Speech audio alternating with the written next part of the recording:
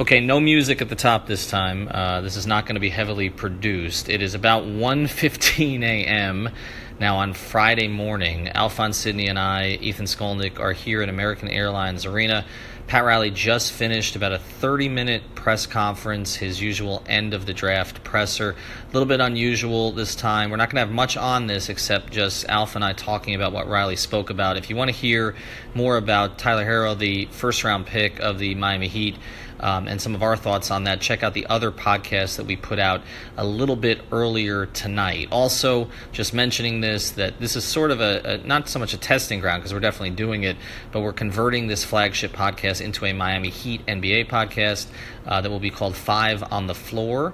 And I gave a description of that and why we chose that name on the earlier podcast. So check that out, and you'll get all of that and find out what Alf and I are going to be doing going forward. But let's just get right to it.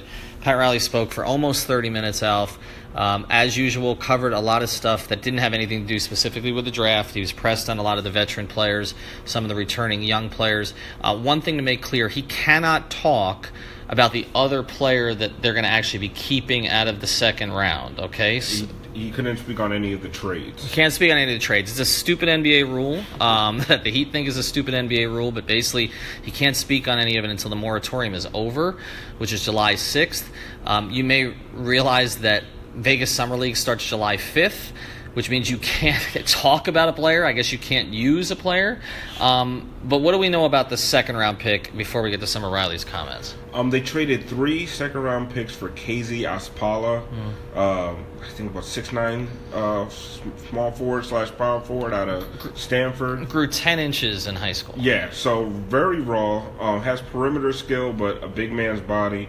From what I've seen of him, he's not afraid to put his head down and get to the basket. He seems to have a good quick first step. He shot about 36% from 3, which is, for a guy his size, is pretty encouraging. 67% from the free throw line. He got there a lot. That needs to improve. 46% from the field, I believe. He looks like he has a nice touch around the basket. It looks like he has a little bit of that Justice Winslow where he can just put his head down and get to the basket whenever he wants. But the biggest thing on him is that he's raw. Very raw. So it's a high upside pick, unlike Herro, where Herro was a much safer pick. But you can see it. The Heat traded 3 first-round picks and moved to pick 32. Or 3 second-round picks. 3 second-round Don't scare people. Sorry, 3 second-round picks and moved up to pick 32. They really like this kid. They must like him a lot. And Jay Billis called him a first-round talent. So when you look at all that together, it's like a lot of people are excited about the pick. Well, it's the kind of pick we kind of wanted them to make in the first round, right? Yeah. So the high upside pick, raw player. If it doesn't work out, it doesn't work out. But let's say you really like this kid. It makes sense why you wouldn't go for second. Right. No, and that makes sense. And look, obviously people are going to talk about Bull. Pat couldn't talk about him either because it's a second-round pick situation, but obviously they're not keeping him. They're trading him to Denver. I remarked on Twitter on 5 Reasons Sports that 1 minute that he was wearing the Heat hat is always going to be remembered if he turns into a real player. But look, he's not going to be here, so there's not really a lot of need for conversation about that. I want to get, while we're here, to some of Riley's comments. I'm just going to try to blitz through it off the top of my head. So again, this is not going to be the most polished podcast that we've ever done. Riley addressed a lot of stuff. Let's start with some of the veteran players that are coming back. He basically called the Hassan Whiteside talk as far as Hassan demanding a trade or wanting a trade. He basically called it BS, essentially. He said there's nothing there. He repeated it 2 or 3 times. That there's nothing there. He said he read a blurb about it. He said, but there's nothing there. He expects Hassan to opt in, and he said Hassan's going to come in and compete in training camp. Right. Okay. And also in the context, and again with Hassan Whiteside, I know obviously, there's an issue there because you want Bam Adebayo to get as many minutes as he can, and also Kelly Olynyk. And this is kind of the situation that just hasn't gone away. If Pat can trade Hassan, he will, but this is the way he needs to address it. The other thing he said that I think is going to irritate Heat fans the most, there are a lot of things in there I think that are going to irritate some Heat fans because Heat fans are on edge right now. I've never really seen anything like this during the whole Pat Riley era. Like the responses to my tweets, which were pretty down the middle for the most part tonight. Okay, I was a little surprised by the first round pick, but pretty down the middle. And yet the responses are basically, tell Pat to quit, which is not something. I've covered this team, since '96. That's not something I've ever heard. So the Heat fans need to sort of be soothed at this point. The thing I think that's going to bother the most of them, other than him comparing the competitiveness to Tyler Johnson, although that's a good trait that Tyler has, that Tyler Herro has this trait, people were kind of already sort of freaked out about some of the similarities there. But the biggest thing is going to be Pat saying that Goran Dragic is a starting point guard. And look, that's no disrespect to Goran, who is a starting point guard in the NBA. Like, there's no question. He is a starting point guard in terms of his ability, in terms of his pedigree and all that. But most of the Heat fans want Justice Winslow to start. And Pat actually addressed that directly. He said, I know you all have him penciled in. Yeah, exactly. Justice is the starting point guard. So Pat hears the chatter. Here's my thought on this. Look, Dragic opted in. It's the last year of his deal. It's a valuable contract at this point. Goran's a valuable player who is now on a very friendly deal, and I think Pat has to continue to talk it up until they get to training camp and then figure out the pieces. I thought Goran played very well off the bench last year. He did. And I think he can play the Dwayne Wade role off the bench and play both spots. Even Pat acknowledged that Goran came back strong from the injury and kind of trailed off towards the end of the year. Mm-hmm. So I think when he came out, he said, Goran is our starting point guard. I think it's almost something that you say out of respect for a veteran player, right? Mm-hmm. But to even mention that Justice Winslow is the starting point guard in the eyes of the media and fans, right, is something that you almost don't expect him to do unless it almost felt like a wink, wink. Okay, guys, I understand what I've heard it. Yeah, I've heard it. We know it's a thing, but in our eyes, out of respect for a veteran, Goran's a starting point guard. But he also went at length to say that nothing is guaranteed for anybody in training camp, that it's going to be a competition. So it kind of was a shot across the bow of the veterans on this team that, listen, I don't care if JJ if you're healthy, Dion if you're healthy, Goran if you're healthy. You're going to compete in training camp with these young guys. And he did make a point to talk about the young guys and how important they are to this team. He said, we're getting younger, finally. Right. Which he knows, but he's also talking to a group of media members, some of whom, 4 or 5 of us have been around for about 20 years, who have been asking this organization to get younger forever. But he also said that he wants to accentuate the youth and length. Right. Which was something I was glad to hear. Well, so we're going to get back to the veterans in a second. The 4 young players, he keeps grouping them together, and he keeps including Derrick Jones Jr. as one of them. And he included Kelly in that. He's thrown Kelly in there, and at times he's thrown Mayton in there, but he's primarily focused on the 4, and obviously these are the guys that they value the most. He didn't get into a ton of specifics. He talked about adding, obviously, look, the second-round pick they're adding is going to be part of this too. But in terms of the first-round pick tonight, I asked about complementing the abilities of the other players, and he basically said, look, he's a sticker. He's a shooter. We think he's more than that. One of the things he said about Tyler Herro tonight was he said it was the best shooting workout he'd seen, and he made his last 25 shots. Now, Pat can exaggerate some of that stuff. But what was impressive was he was saying that he'd have this shooting drill, and that Tyler Herro performed better than anyone they've ever clocked in this drill. Right. They've had some pretty decent shooters here. Yeah, I mean... Miller, JJ, Ray Allen, Wayne Ellington. Yeah, come on. They've had some pretty decent shooters here. Go all the way back to Dan Marley and Deshaun Leonard. So when we talk about him having a 35% from the 3 in college. We talked about it on the previous podcast. I look past that. To me, the 3-point shooting in college is largely dependent on system, on the way that you run things. And he's going to get different kinds of looks here. That doesn't... Look, if they think he can shoot, he can shoot. That's what I'm saying. The clarity that came through from this press conference is that they drafted a shooter. Right. That they brought in who a guy fills a need, which you and I were we weren't feeling so good about that approach. Yes. But a shooter who fills a need. What I would be curious about is sometimes he talks about, he didn't do this tonight, he was tired. The first thing he did when he came in was talk about the 5-hour draft, which I was complaining about too. It's not just because he's 70-something years old. I'm 46. I was exhausted. I'm You're 38. exhausted. I'm You're 38. yawning. I can't keep my eyes open. Shandell was falling asleep at his laptop and just told me he's transcribing everything tomorrow. Look, it went too damn long. The NBA needs to fix that. But he didn't really get into this. But a lot of times he'll talk about sort of trying to get up to get a player. He didn't talk about any of that tonight. I don't know who they liked besides him. But he did mention, and Pat has done this some lately, where he'll sort of talk about the other guys in the room and how they felt about the player. Part of it is giving them credit, which is something he's wanted to do, and part of it is also, hey, it wasn't just me. Yeah. Okay?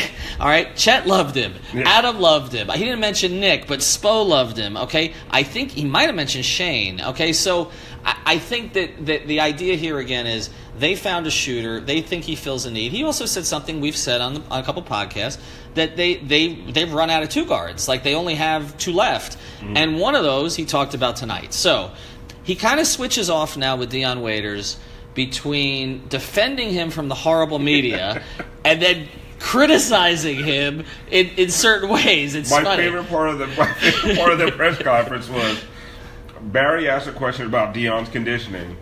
And the first thing Pat says, you guys are ruthless. When you guys talk about a player's health and conditioning and physical nature and the shape he's in, and Dion deserves it. it was this.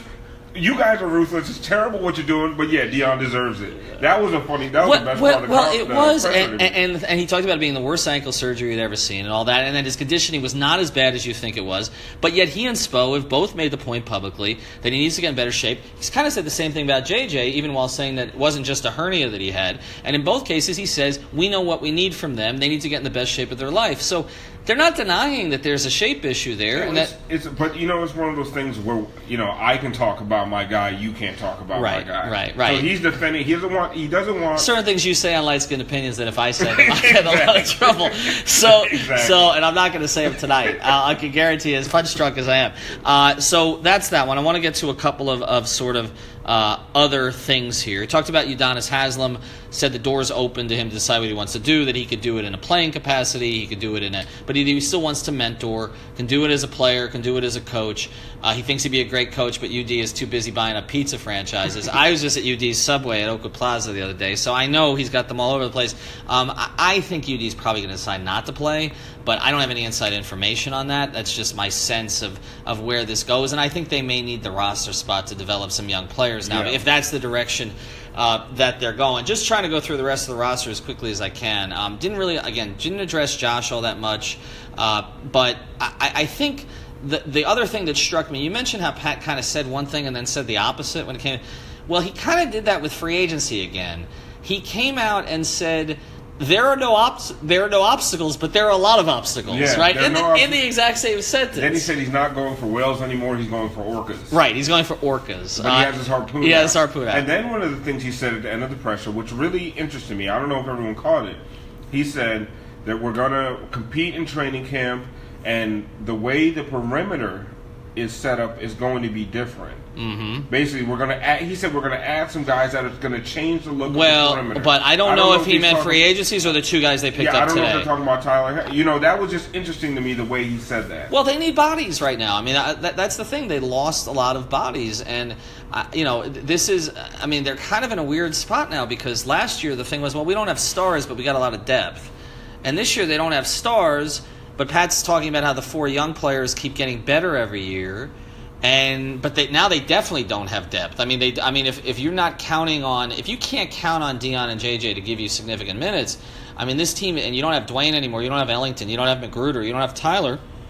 This is like an 8-man team. And so in terms of what you can count on, I don't know what Yante Maten's going to be. I don't know what Duncan Robinson's going to be. And maybe, with the Heat's development record, that is the one thing of late that we should give them absolute. We talk about they've been pretty good in the draft.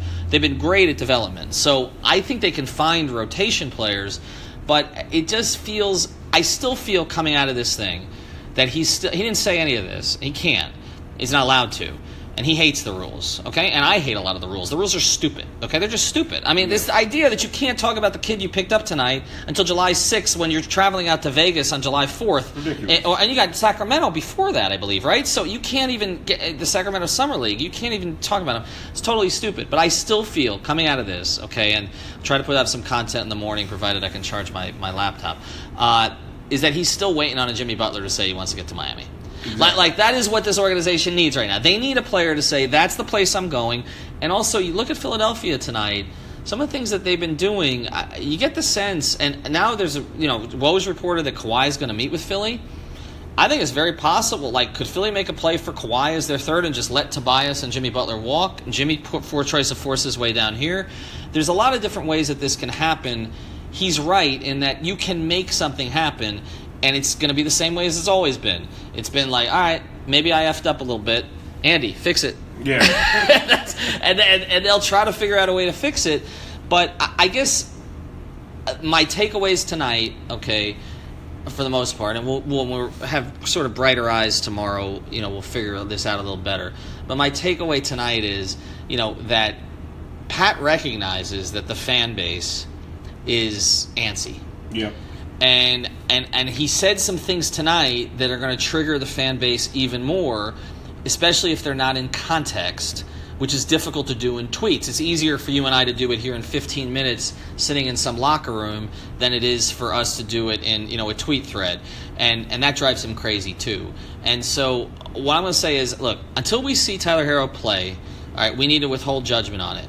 I think that I have a little issue with the philosophy of trying to plug a need, but I understand if you're going to plug a need, getting a shooter in the modern NBA makes sense, and getting one for the guy who I think is going to be his point guard ultimately in Justice Winslow, regardless of what he's saying, makes perfect sense, and you add him there. So I can see sort of some of the logic in that. If you're looking at an elite 3-point shooter, right, that makes sense. Right. When you look around the league at elite 3-point shooters. Well, he compared him to Kyle Korver.